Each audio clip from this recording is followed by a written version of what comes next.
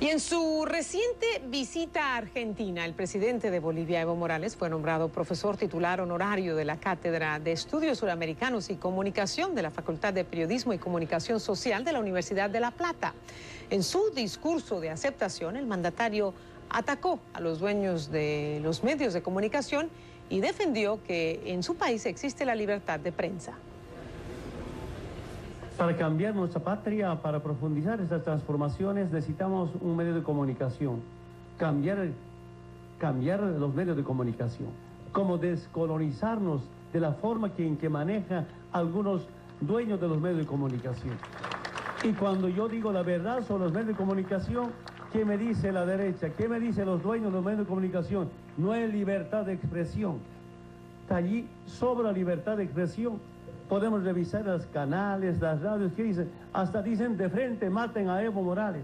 Hay que matar a Evo para cambiar nuestra patria. El presidente también acusó a los dueños de los medios de mentir y trabajar por sus propios intereses, desinformando a la comunidad. Descolonizarnos. ¿De dónde va a venir la mentira? De los dueños. Eso ya es casi una norma en América Latina, a defender a los grandes empresarios transnacionales que ponen plata. Y yo saludo a algunos periodistas en Bolivia por decir la verdad sobre nuestro movimiento, sobre nuestro partido, sobre Evo Morales, se han hecho despedir de su trabajo. Y para contrarrestar la posición del presidente Evo Morales y su ataque a los medios de comunicación, me acompaña Antonio Vargas. Él es el presidente de la Asociación de Periodistas de La Paz, a quien saludamos. Antonio, gracias por estar con nosotros esta noche. ¿Cómo se interpretaron estas declaraciones del presidente Morales allí en Bolivia? Buenas noches, Patricia, un gusto estar con ustedes. Bueno, no nos extraña que el presidente Morales nuevamente arremeta en contra de periodistas y medios de comunicación. Sin embargo, una parte del discurso en donde señala que a través de los medios de comunicación se estaría instando a matar al presidente, pues nada más falso que aquello. Creo que el presidente Morales, en este afán que él mismo dice de descolonizar los medios de comunicación, lo que pretende decir es que a él le gustaría uniformizar el contenido de los medios de comunicación para que puedan apoyar y avalar el proyecto que él viene realizando con miras precisamente a la reelección que tenemos en el 2014. En este sentido, no hay cosa que más le desagrade al presidente Morales que la opinión pública boliviana y la opinión pública internacional, a través del trabajo de los medios y los periodistas, se entere de los malos actos de gobierno y de los hechos de corrupción que lamentablemente involucran a altos servidores públicos muy relacionados con la órbita de poder del presidente Morales. Saludamos que en esta ocasión haya recibido un título más honorífico académico de la Universidad de La Plata, en donde es la Facultad de Periodismo quien le otorga esto. Esperemos que ahora el presidente Morales pueda, consecuentemente, defender con el mismo ahínco y con la misma vehemencia la libertad de expresión que mi país, como he dicho en otras ocasiones, está siendo cada vez más constreñida desde el poder político constituido y a través del amedrentamiento directo y de un cerco jurídico que constituye todo el marco regulatorio en donde se desenvuelve la actividad de la prensa en Bolivia. Antonio, el presidente decía que, bueno, son los medios de comunicación y sus dueños que tienen políticas neoliberales los que desinforman a la gente. Y yo me pregunto si el presidente no tiene entre su mensaje algo de verdad. Digo algo porque he sabido que también en América Latina algunos dueños de medios de comunicación en ocasiones, y hago énfasis en ocasiones, utilizan sus medios para promover sus propias agendas y para defender sus intereses. ¿No hay que abrir el debate a una autocrítica también en este campo? La autocrítica, por supuesto, es venida muy bien.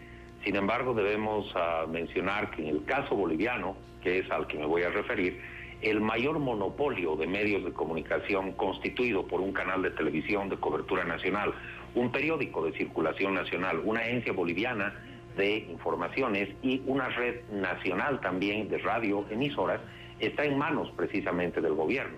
y es en este sentido que el gobierno está en este momento utilizando los medios de comunicación estatales como una plataforma de propaganda política con vistas precisamente a la reproducción del poder político que tiene el movimiento al socialismo y que por supuesto está a la cabeza del presidente Morales.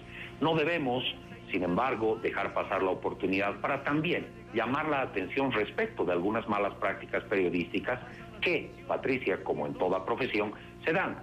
Sin embargo, creemos que de manera general el periodismo en Bolivia es un periodismo comprometido con la democracia, lo ha demostrado así a lo largo de todos estos años, y naturalmente las críticas del presidente Morales no dejan ver la realidad. El presidente Morales se irrita sobremanera cuando son los medios de comunicación quienes desnudan algunos actos que en donde evidentemente se mella la imagen política del presidente Morales, y esto pudiera en determinado momento tener un negativo adverso en las próximas elecciones del 2014. Bueno, y no solamente el presidente Morales, los mandatarios en general se irritan cuando la prensa y los medios los cuestionan. Antonio, el presidente también decía, no hay libertad de expresión. Donde no hay libertad de expresión, y lo cito textualmente, donde no hay libertad de expresión, dice Evo Morales, es entre el periodista y el dueño del periódico. Y yo creo que aquí también toca el presidente un punto que en muchas ocasiones en las salas de redacción se debate: con qué libertad, con qué independencia opera el periodista en una sala de redacción, donde, como decíamos, pues el dueño también tiene algunos intereses para defender, no siempre. En Bolivia está constitucionalizada la cláusula de conciencia, vale decir, el mecanismo jurídico por el cual un trabajador de la prensa puede disentir, estar en desacuerdo con la línea editorial del medio de comunicación y recibir un trato laboral preferencial, renunciando al medio de comunicación sin perder ningún beneficio social.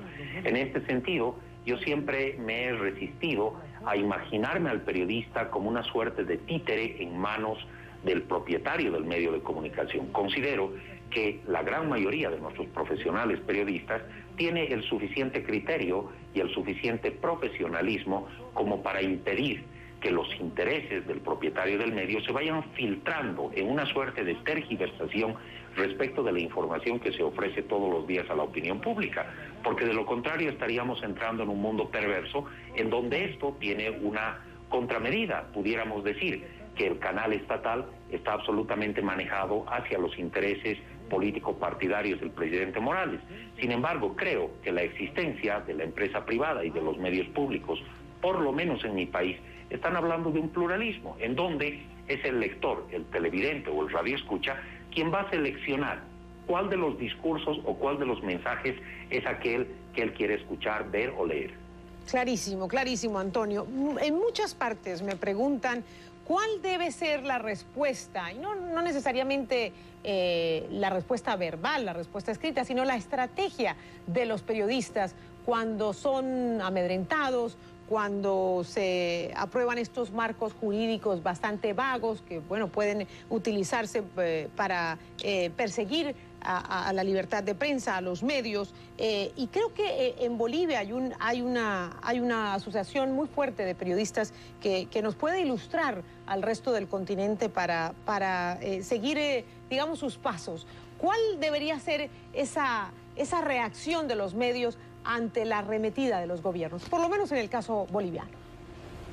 En efecto, como usted mencionaba, Patricia, yo estoy a la cabeza de la asociación de periodistas más grande y más influyente del país, y desde el quehacer diario y nuestros códigos de ética, lo que se recomienda a los periodistas en los medios de comunicación es apelar precisamente a esta responsabilidad social que une al periodista con los públicos, y una denuncia hecha a los públicos respecto de amedrentamiento o de intentos de manipulación de la información de parte ya sea del poder político o sea del poder económico a través de los empresarios, debe ser dada a conocer a la opinión pública, de tal manera que sea la opinión pública quien vaya restando algo que es muy importante, y es el capital constante que tienen los periodistas, que se llama credibilidad. En el momento en el cual un medio de comunicación o un periodista pierde credibilidad, entonces ha terminado su juego dentro del mercado de la comunicación. Y naturalmente, a partir de ese momento, tiene que cambiar el periodista de profesión y el empresario del medio también de negocio. Claro, que los empresarios de medios se dediquen a sus medios o a sus negocios, pero a veces es peligroso esa línea que se cruza permanentemente. Gracias, Antonio, de nuevo por acompañarnos aquí con estas impresiones muy válidas y bueno, que ilustran mucho la situación de los medios y por lo menos de los periodistas en Bolivia. Gracias de nuevo, Antonio Vargas, él es el presidente de la Asociación de Periodistas de La Paz, hablándonos desde Bolivia, también desde La Paz. Gracias. Y si ustedes quieren enviarme sus comentarios y opiniones sobre este tema, la confrontación y los ataques del presidente Evo Morales a los medios, y bueno, sobre lo que nos ha compartido Antonio desde La Paz, lo pueden hacer a mi dirección en Twitter, allí la ven en la parte baja de la pantalla, @PatriciaYáñez. Más adelante tendremos una selección de sus opiniones. Al volver a Panorama Mundial, los estudiantes mexicanos regresan a las aulas, pero el sindicato de maestros amenaza con reactivar las protestas.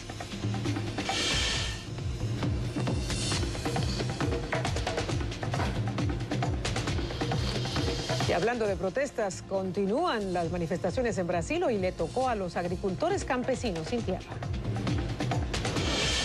Y habla por fin la madre de la niña que fue encontrada muerta hace 22 años en Nueva York y pudo ser identificada hace unos días.